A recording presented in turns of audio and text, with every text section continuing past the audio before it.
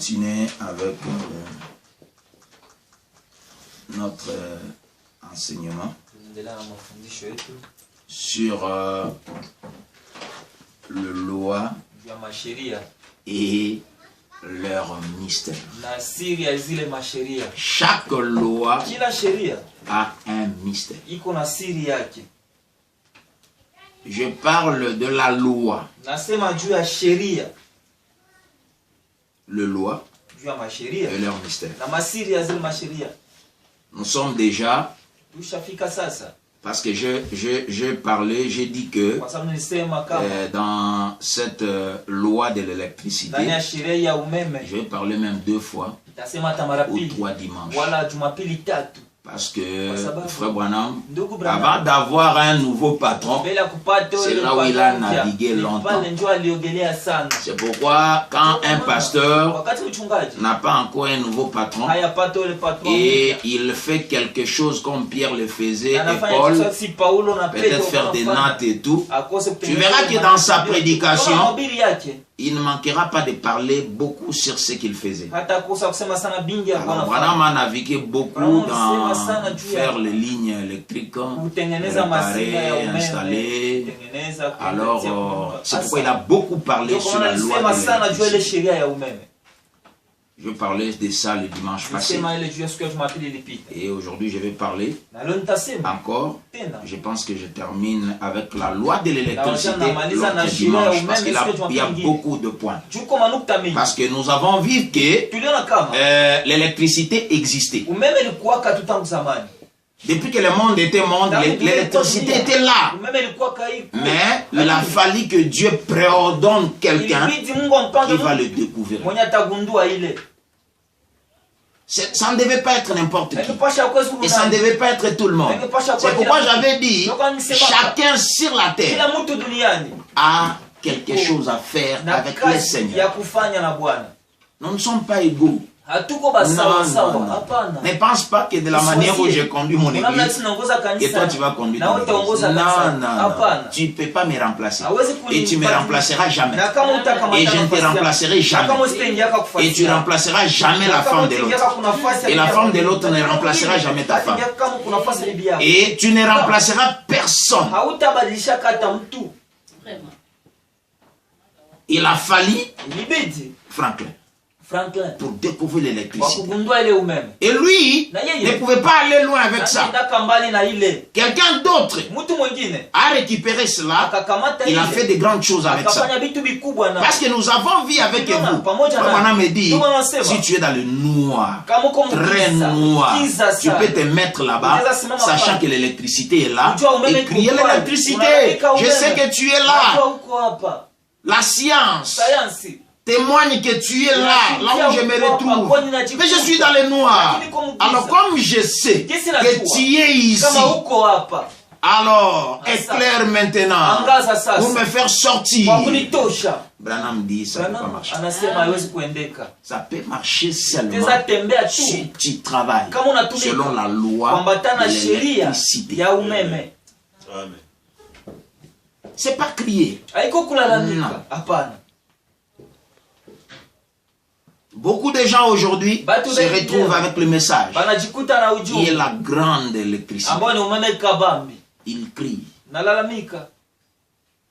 Ce n'est pas l'histoire de crier. Ce n'est même pas la doctrine. Non. J'ai parlé de ça. J'ai dit, si tu es coincé, fais un pas. Évolue. Si tu arrives au mur, Branham dit, Dieu va effrayer un mur. J'ai parlé sur la prédication, le combat. Non, ce n'est pas dans le combat. C'est dans le conflit entre Satan et paragraphe 167. Branham dit, si tu marches et que ça ne va pas et qu'il te faut seulement faire.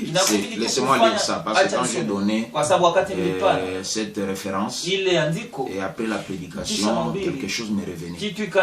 C'est dans les conflits entre Satan et Dieu, paragraphe 187. Le prophète dit, si tout semble tel que vous ne pouvez plus y avancer, parce qu'à un moment tout semble noir, comme dans ces confinements, il y a des choses noires qui se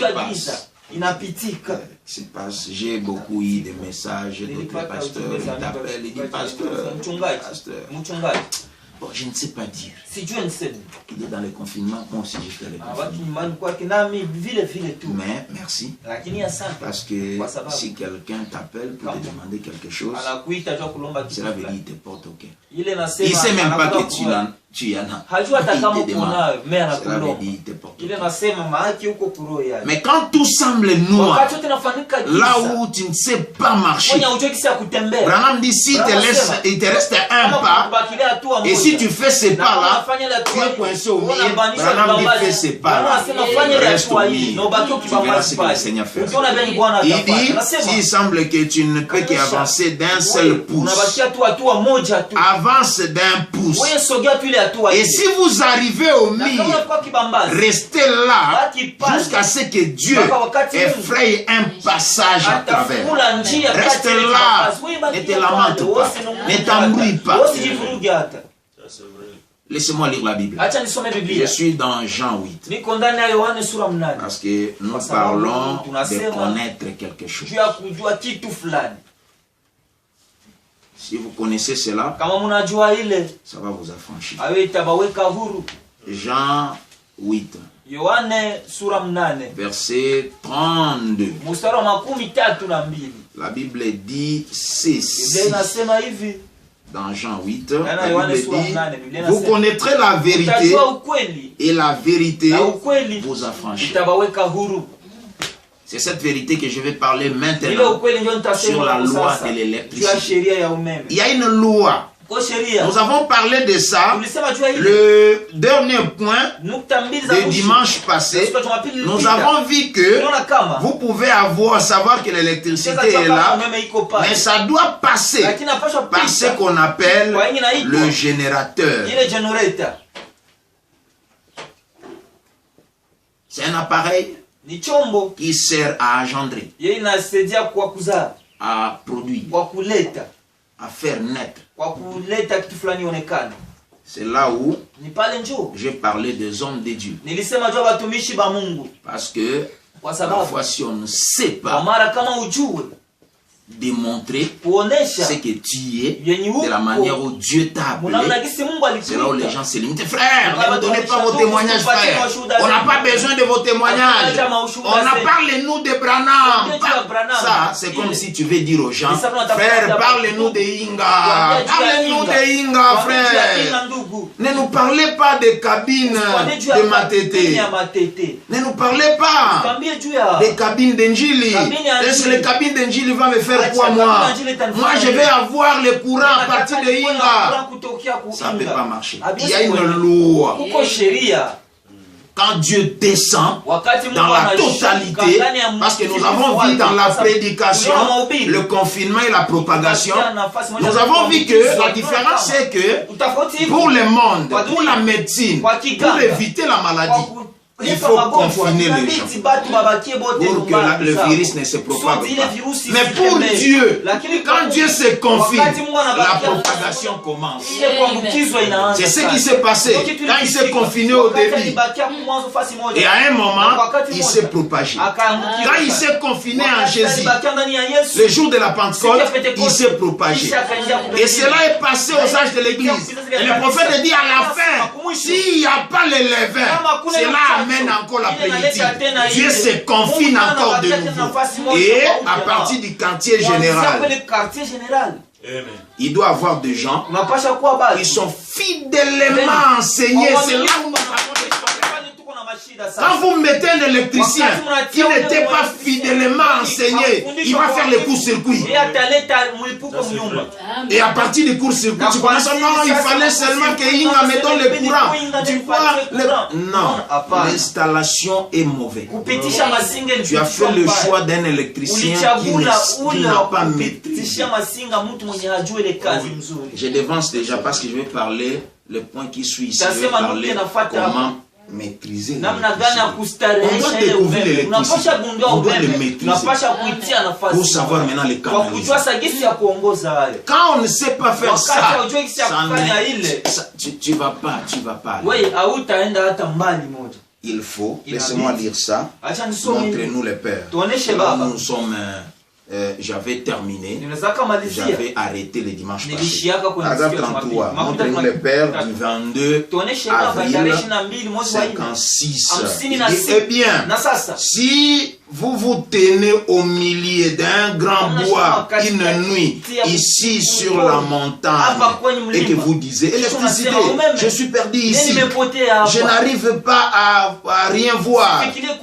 Si tu es ici, électricité, je sais que tu es ici. Alors, vous toute l'électricité, venez éclairer les chemins, montre-moi l'ici. Le prophète a dit, l'électricité est là, c'est vrai, mais ce n'est pas ainsi qu'on l'obtient. Le message est là, les citations sont là, les brochures sont là, mais ce n'est pas comme ça qu'on obtient l'électricité.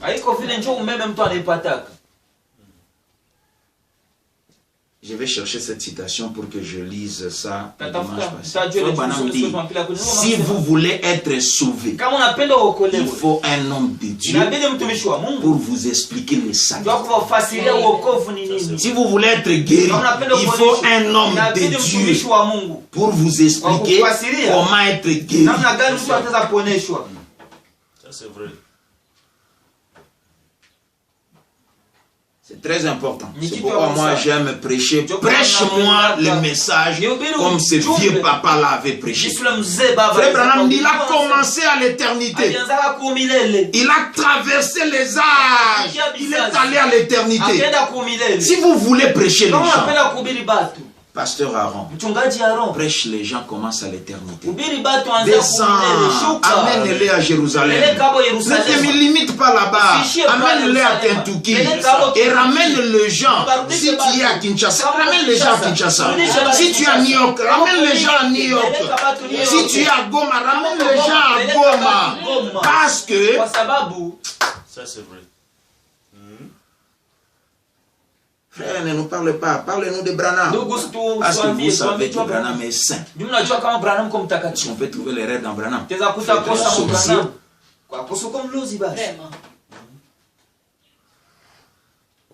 Laissez-moi évoluer.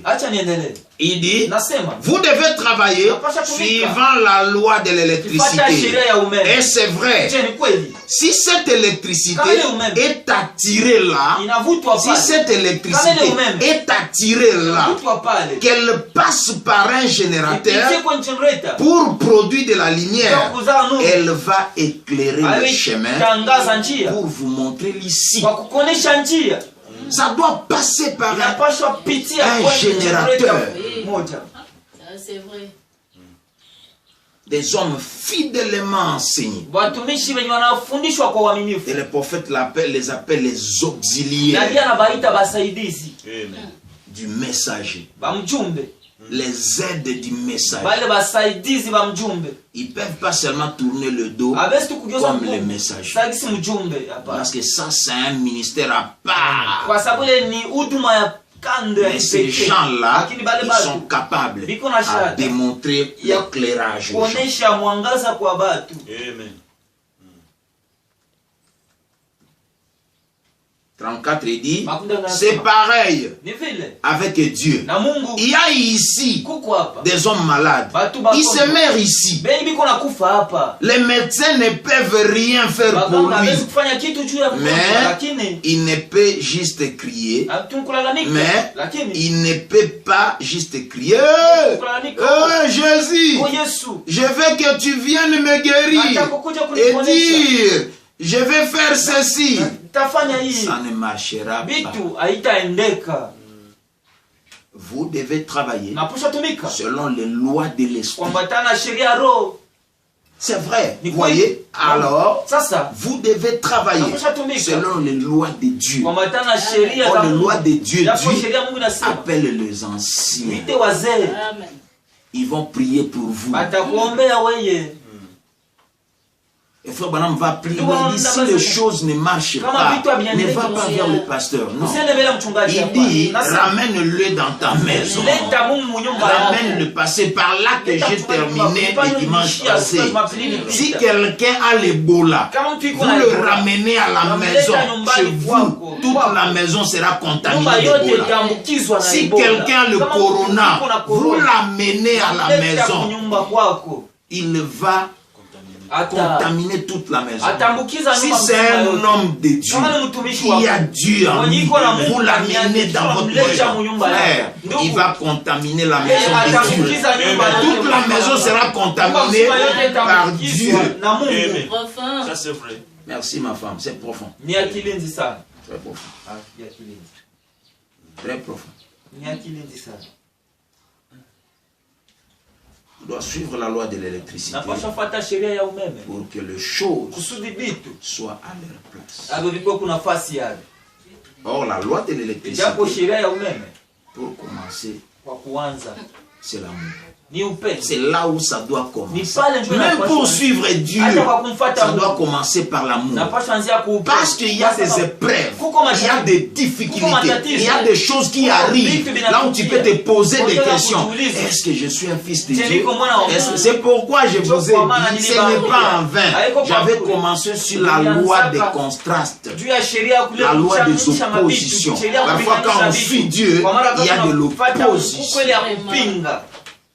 Les choses parfois ça ne marche pas. Tu te poses des questions. Est-ce que j'ai fait quoi? Peut-être Dieu n'est pas avec. Dieu est avec toi. Peut-être ça ce n'est pas l'homme de ma vie, c'est l'homme de ta vie. Ça c'est peut-être j'ai fait le mal de choisir ce pasteur. Non, tu n'as pas fait, c'est ton pasteur. Parce que Branham dit, Dieu peut laisser ton pasteur monter sur toi. Dieu peut laisser ta femme monter pour voir ce que tu es. Si tu as le Saint-Esprit, c'est dans la prédication. Possédant la porte de l'ennemi. C'est ton pasteur, mon frère. C'est ta femme, ma soeur. C'est ton mari. C'est vrai ça. Laissez-moi lire les serpents écrasés. Et les serpents d'airain. Les serpents d'airain. Serpents d'airain. C'est dans la prédication des serpents d'airain. Prêché à 53. Le 21 novembre. Le prophète dit ceci, paragraphe 37. Il dit maintenant, j'aimerais juste vous parler. Madame, la raison pour laquelle j'aimerais vous parler, c'est parce que il y a une raison. C'est que vous êtes une dame. Et moi, un gentleman. Nous allons présenter ceci comme ça. Eh bien, maintenant, tout autour dans cette salle est pleine de l'électricité. Croyez-vous cela? Maintenant, et si j'allais me tenir ici, en plein milieu du jour, ici, hors de la rue, et que je me mettais à pousser des cris et à crier de tout mon cœur, électricité, électricité, électricité, 3 fois, éclair. cela n'éclairera jamais. Je dois suivre la loi de l'électricité. C'est vrai. Combien croient que c'est vrai? Dites Amen. L'Assemblée dit Amen. Eh bien, la façon dont j'allume l'électricité, l'électricité passe par ces lampes. C'est mis dans un tube. Pourtant, dans toute cette salle, il y a de l'électricité. Mais l'unique chose que nous pouvons contrôler, c'est que ce qu'il est dans les lampes. Ici, dans cette salle, il y a de l'électricité. Mais tu peux sortir là-bas, tu crées l'électricité. Non. Non. Or, l'électricité est là. Ça doit passer par des tubes pour que ça éclaire. Le prophète dit, eh bien alors, Dieu a une loi. C'est la loi de l'amour. Dieu ne peut pas travailler contre lui-même. Dieu ne peut pas travailler contre lui-même. Il t'appelle dans le ministère et puis il commence à te souffrir. Il t'appelle dans le message comme son fils, comme sa fille, et puis il commence à te faire souffrir. Non. Ce qui est là, parce que Frère Branham va plus loin. Dans la prédication, le combat. Paragraphe 13. Frère Branham me dit, le combat. Ma femme dit, il dit quoi? Il dit que le combat spirituel, c'est exactement comme le combat de boxe. Avant de commencer le combat de boxe, le prophète dit qu'il faut commencer par l'entraînement. Avant d'aller au ring, il faut commencer par l'entraînement. Tu ne fais pas l'entraînement, tu vas au ring, on va te frapper. Et Frère Branham me dit, l'entraînement qui amène quelqu'un au tapis, au ring, c'est Jean 3, 16. Car Dieu a tant aimé le monde, il a donné son Fils, afin que quiconque croit en lui ne périsse pas. L'histoire d'acheter des maisons, le travail, de se marier, c'est l'histoire de Dieu. Mais Dieu, son problème tout d'abord, c'est que personne ne périsse. Car Dieu a tant aimé le monde, il a donné son Fils unique, afin que quiconque le croit ne périsse point. Et Frère Branham dit que quand tu commences par cet entraînement, c'est là où ça peut t'amener au ring avec le diable. Tu ne peux pas combattre le diable pendant que tu as encore des doutes. Est-ce que Dieu m'aime? Vraiment, je suis un fils de Dieu. C'est pourquoi les gens font des prières en dehors de la loi de l'électricité. Oh Dieu, vraiment, prouve-moi que je suis ta fille. Donne-moi la sœur Foulane. C'est quoi ça? Ça c'est quelle prière? Ça c'est quelle prière? Seigneur, vraiment pour que je sache que je suis vraiment ton fils, donne-moi le travail dans la MONUSCO. C'est quoi ça? Qui te dit que si tu travailles dans la MONUSCO, tu deviens fils de Dieu? C'est l'humanité ça. C'est profond. Le problème est que tu dois être tout d'abord sûr que Dieu, même nos mariages sont en lambeaux à cause de ça. Les gens pensent que ce sont des super, ce sont des mayonnaises. Non, non. Le mayonnaise ne fait pas le bonheur.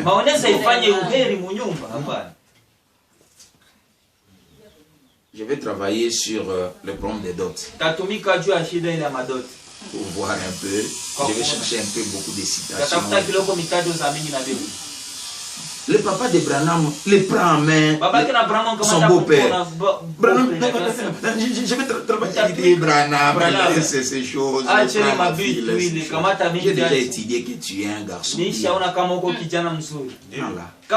L'argent ne fait pas le bonheur. C'est pas l'histoire d'argent. C'est pas l'histoire d'argent. Nous sommes des pasteurs. Hein. Moi j'ai trouvé une sœur. Il dit, pasteur, je vais aller où avec la voiture? Cette maison, je vais. Papa, parfois la maison devient ce que les gens de Lingala disent Bololo. C'est Bouchungu, hein? Parfois le véhicule ça devient Bololo. Où est ces gens-là? Là où Frère Bana me dit, j'ai fait 2 mariages. Le mariage d'un riche et le mariage de l'autre. Ils étaient des pauvres. Ah, je sens que je me sens religieux. En parlant ça, je me sens religieux. Il dit, j'ai célébré l'autre mariage. C'était des riches. Et l'autre mariage, ils n'avaient pas. Il a expliqué même comment l'autre est venu.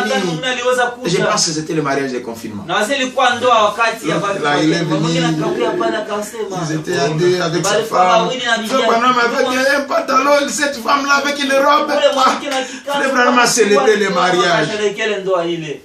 Parce que beaucoup de gens n'aiment pas les mariages de confinement. C'est un bon mariage calme, là où il n'y a pas trop de loyauté. C'est un bon mariage calme là. Maintenant, à la fin, après quelques mois, Frère Branham devait aller le visiter. Si aujourd'hui nous on fait ce que Branham avait fait, tu dis non, ça c'est quel pasteur? Pasteur, tu n'appelles pas. Je vais appeler quoi? Ta maison c'est ma maison. Moi j'ai le droit d'entrer comme je vais et de venir vérifier ce que je vais. Ah, Branham, tu avais des brebis. Tu avais des brebis. Branham dit que il est venu. Il vient, il vérifie dans le... Ah, il le voit, il se lamente. Il s'est tiraillé des riches là, il s'est tiraillé. Il a frappé. Ah, la femme est venue. Il a ouvert la porte. Et révérend Branham. Et comment? Il dit, ça va? Il est allé, il a mis la main sur son mari. Il dit, chérie, ça va? Nous sommes bien, non? Ils sont restés, il a prié pour eux, il les a laissés. Il dit, je vais aller vérifier aussi de l'autre côté. Branham me dit, ils étaient juste dans un conteneur. Ils n'avaient même pas de siège. C'était juste de bois qu'ils ont fait les caisses de bois. Brandy, quand j'ai regardé à travers le vide de la porte, il dit, j'ai vu une dame qui s'est mis sur les genoux d'un homme. Et ce monsieur-là avait son chapeau. Il a pris tous les salaires.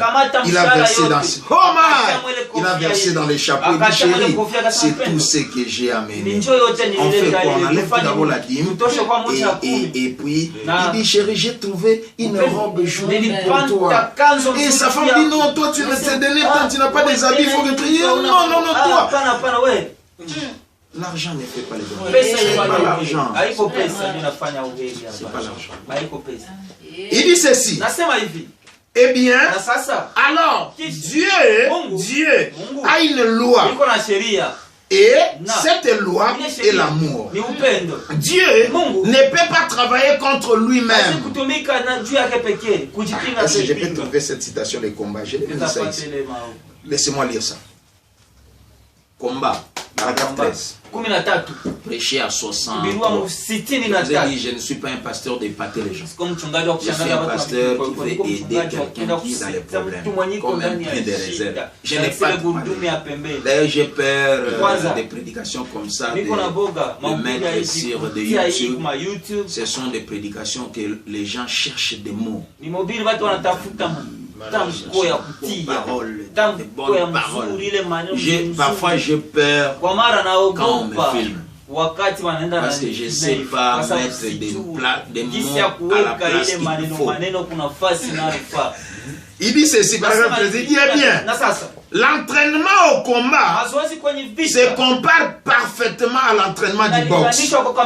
Son ennemi qui va rencontrer dans une compétition, habituellement, un vrai boxeur connaît et étudie son adversaire. Il étudie ses coups, sa tactique de combat, il se penche en avant. S'il reste en arrière, s'il se bat du main droite, s'il se bat du main gauche, il étudie tout cela. Et si c'est un bon et habile boxeur, il se trouvera un partenaire en entraînement qui se battra exactement comme son adversaire. C'est ainsi qu'il connaîtra tous ses coups lorsqu'il sera au ring. 14. Et je pense que c'est une chose excellente que les chrétiens devaient faire. C'est vrai. Et maintenant, si vous désirez commencer à vous entraîner, commencez par Jean 3, 16. Branham appelle ça la règle d'or. Jean 3, c'est commencer par ça. Et ce n'est pas le travail, ce n'est pas ceci, ce n'est pas ceci. Manquer le travail ou pas, moi je suis un fils de Dieu. Manquer l'argent ou pas, moi là, je suis un fils de Dieu. Moi, frère, vous verrez, moi, je suis un fils de Dieu. Moi, frère, ça marchera. Chérie, ça va marcher. Chérie, sois calme. Sois calme. J'ai toujours donné mon exemple. Disais à ma femme, quand on coupait les matembe, je vais te... Un jour, tu monteras dans une... Chérie, tu verras, chérie. Un jour, tu verras. Aujourd'hui, c'est accompli. Parce qu'il y a la puissance dans la confession. Plus que tu te diminues, plus que tu te minimises, c'est fini pour toi. Moi, je suis un fils de Dieu. Moi, ça va. Moi, ça c'est le règle d'or. La règle d'or. Il dit c'est la règle d'or. Commencez tout de suite avec cela. Et cela vous enverra au tapis. Ensuite, entraînez-vous pour les coups de KO. Pour les coups de KO. Mais quand vous lamentez, paragraphe 8, de quelle prédication, les temps et les signes, il ignore. Branham dit quoi? Il dit, j'ai horreur à un homme qui se plaint, qui se lamente à tout moment. Branham dit, cela diminue sa foi.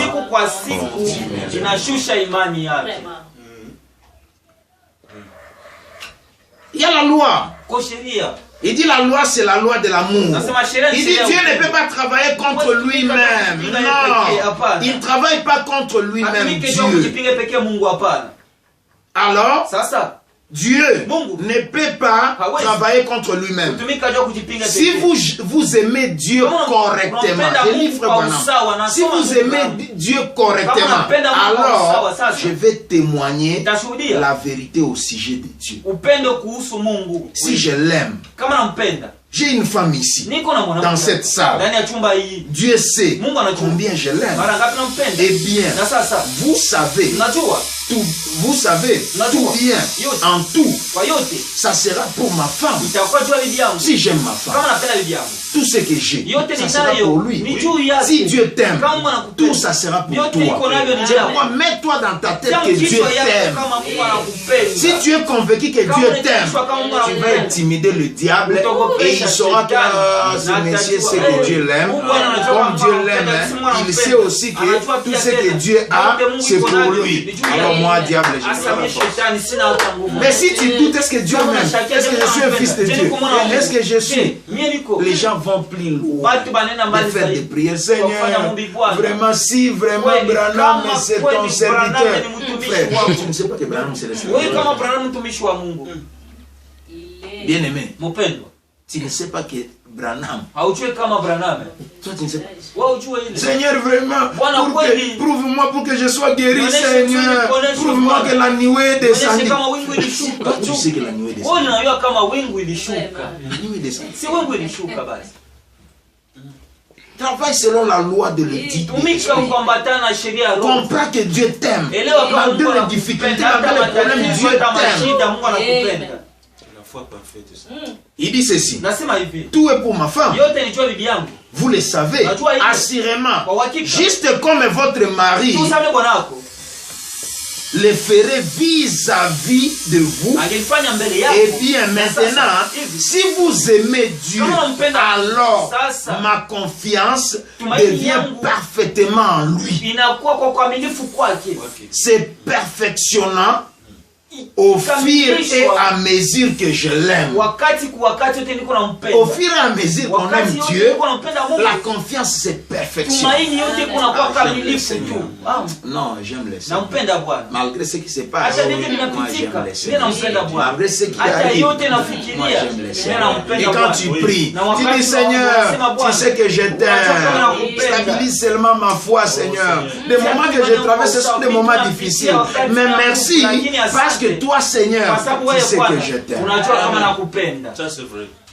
Il dit au fur et à mesure, je perfectionne au fur et à mesure que je l'aime. Maintenant, il ne peut pas briser cette loi d'amour. Dieu ne peut pas briser. Quand il sent que tu l'aimes, quand il sent, quand la femme sent que tu l'aimes, elle devient folle.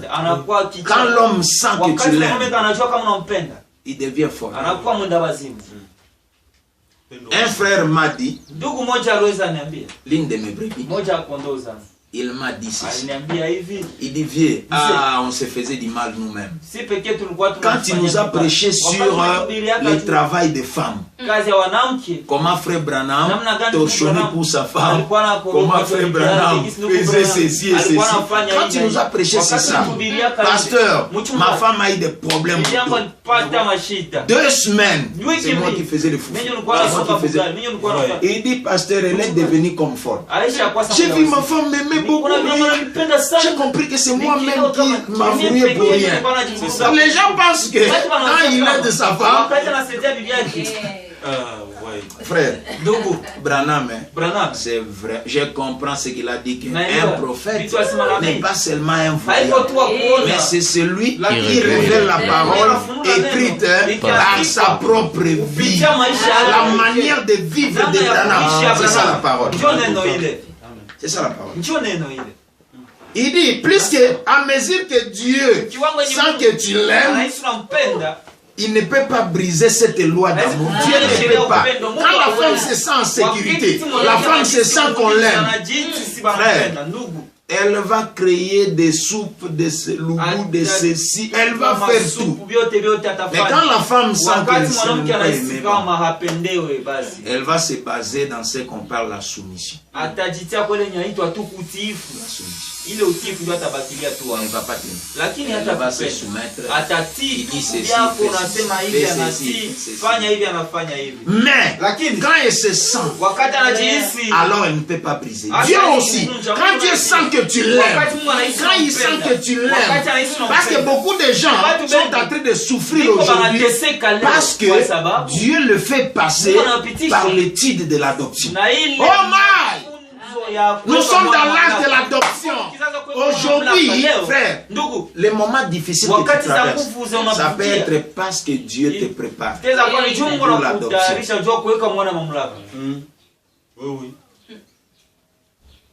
Quand la semence a été semée, quand ça pousse par l'utère. Les 2 feuilles. Ça passe par Wesley.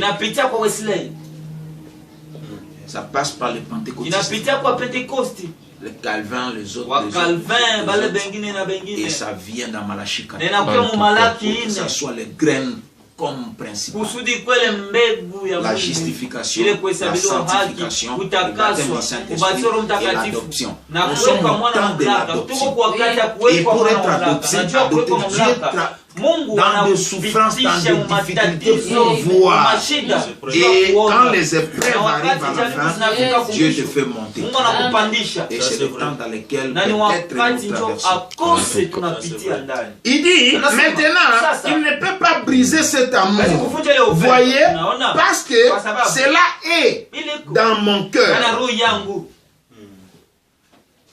Eh bien, il m'a promis par sa parole, premièrement, ceci, ensuite, il a envoyé un ange et il m'a parlé et il m'a dit qu'il sera avec moi et il m'aidera. Alors, cette loi-là ne peut pas être brisée. Je dois donc trouver cette loi-là. On doit trouver cette loi-là de l'amour de Dieu. Puis, la chose suivante, vous vous tenez là, comme je le dirais, en termes médicaux, impatient, très bien. Le prophète dit, quand vous sentez que vous aimez Dieu, et vous sentez vraiment, Dieu ne peut pas briser cet amour. Tu seras là comme un cadre médical impatient, très bien. Impatient qui sait que les produits sont là, les médecins sont là, mon hôpital est là. Il peut vivre avec sa maladie. C'est pourquoi OMS a dit bien.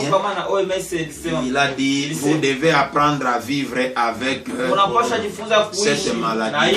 OMS, je vous donne un coup de chapeau. Parce qu'il y a d'autres maladies qui sont en route. C'est Branham qui a dit ça. C'est paragraphe 160 OMS.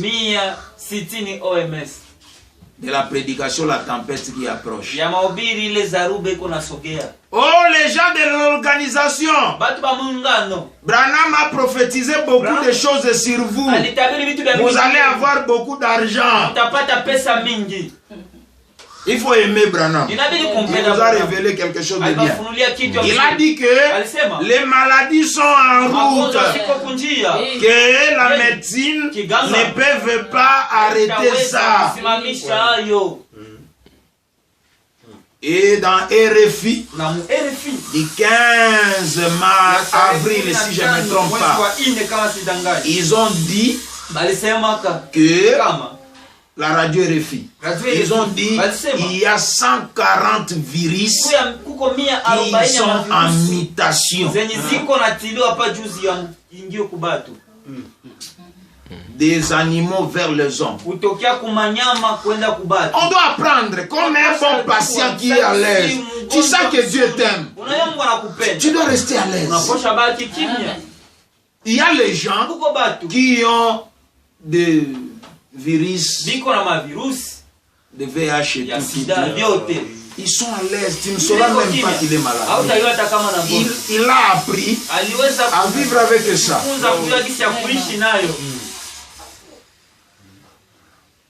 Quand vous sentez que Dieu vous aime, apprends à vivre dans l'état où tu te trouves là.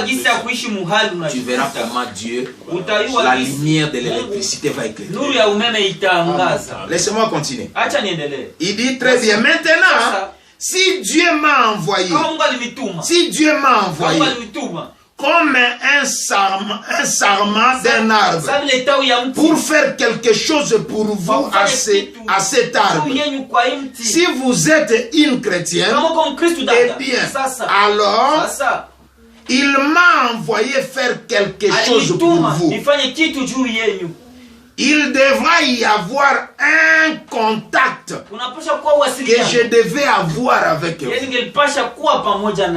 Laissez-moi aller plus loin. Parce que dans l'électricité, il faut le contact. Quand le contact est bon, ça doit éclairer. Quand vraiment le contact est bon, ça doit éclairer. Quand le contact n'est pas bon, ça va faire le coup-circuit. Je prends un point pour que j'évolue à ça. Parce que l'électricité, c'est une force invisible. Invisible. On doit le découvrir. Quand on le découvre, on doit le maîtriser. Quand on le maîtrise, on doit le canaliser correctement. Je prends ce point-là. maîtriser l'électricité et le canalisme. Je suis dans les fondements fondamentaux pour la foi. Paragraphe 18. Les prophètes disent ceci. Parfois, je dis cela respectueusement. Parfois, la théorie, la théologie et la doctrine de l'Église ont obscurci votre ligne de la foi.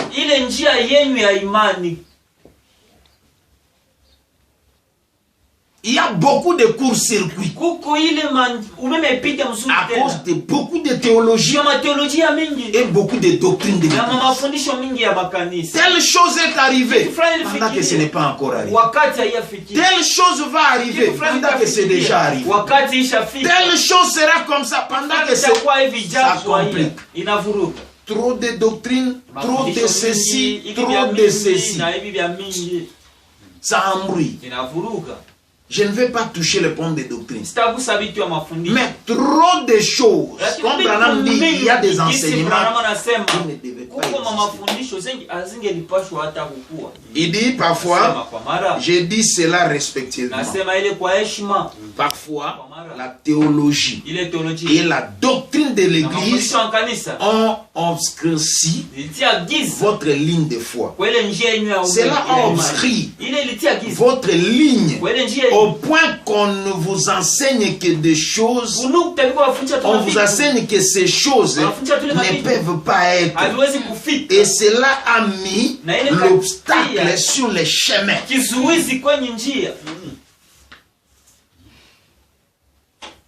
Il y a quelqu'un qui parlait pour la guérison. Il dit, voici les miracles qui accompagneront. Non, il dit, si tu crois,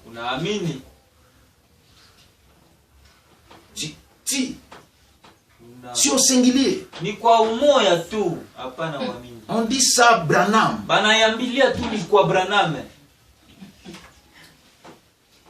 Jean 14. Dit quoi? Jean 14,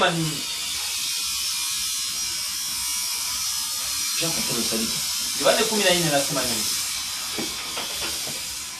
Jean 14 et 12.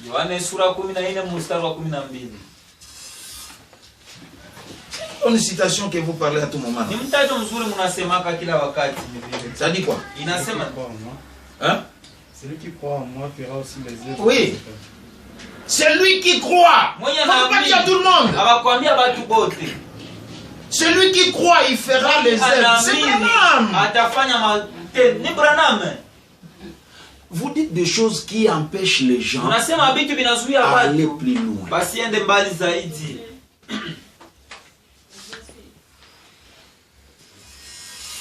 Il dit, cela obscurcit les lignes au point qu'on vous enseigne que ces choses ne peuvent pas être. Et cela a mis l'obstacle sur les chemins. Pouvez-vous imaginer?